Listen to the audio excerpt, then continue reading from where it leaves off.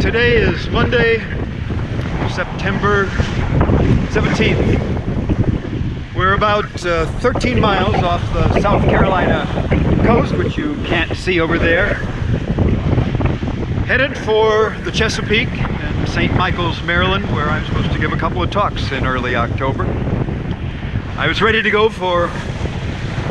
ready to go for more than a week, but I was delayed by Hurricane Florence, who came ashore about 200 miles ahead of us last Thursday night, Friday. It was not a significant weather event down here. We were on the very fringe. If you look up, you're going to see a reef mainsail and furled jib. I don't know if you can read the Velocitech. We're still by and large making 6 and there's 7 knots. It's a bumpy day. We've got about 18 knots of wind on the beam. 5-6 foot waves sometimes that are coming aboard. I am likely to get wet here, but I've been wet all day with either salt water or sweat. It's hot labor. Tiller pilot steering, I see some water on it. We'll see how long that lasts. We left the marina at 7:20 this morning, and I got sail up pretty quickly, but I used the Torpedo until we got out of Skull Creek. We had the tide with us for the first 2 hours. I took the Torpedo off while we were still in smooth water in Skull Creek, which was a good idea because out in Port Royal Sound, where we were beating against the wind, it was rougher and that would have been more difficult.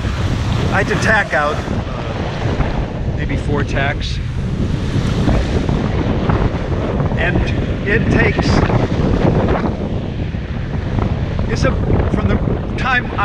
from where I left the slip until I was actually in clear water, probably close to 10 nautical miles. There are shoals that extend off this coast almost everywhere. On ahead off of Cape Fear and off of Cape Lookout in North Carolina, they extend out 20 miles. It is a hazardous coast.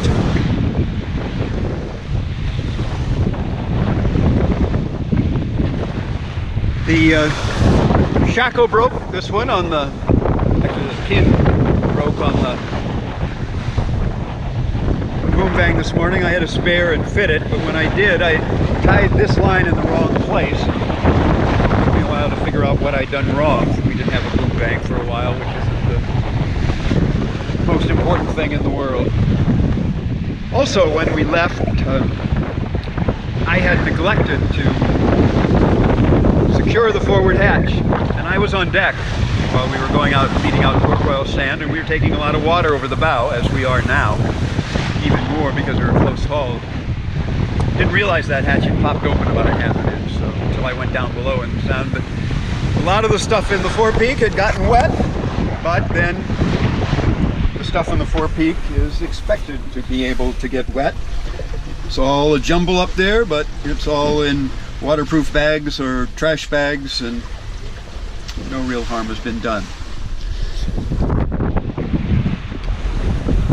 When I went to furl the jib just after noon, this jib has a foam strip up at the bow to enable it to fit better, or by the bow, by the luff.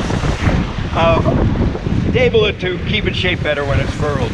But that strip makes it very difficult to start furling, and I have found this before. I was doing it about 14 knots of wind. I actually had to move the furling line to a winch to get it started. I didn't used to have to do that on the previous jib, but this is a very nice jib and very nice sails. It's just, that's the way it is. I haven't sailed much this year, and even though it's bouncy and a hang-on kind of a day, I'm glad to be out here.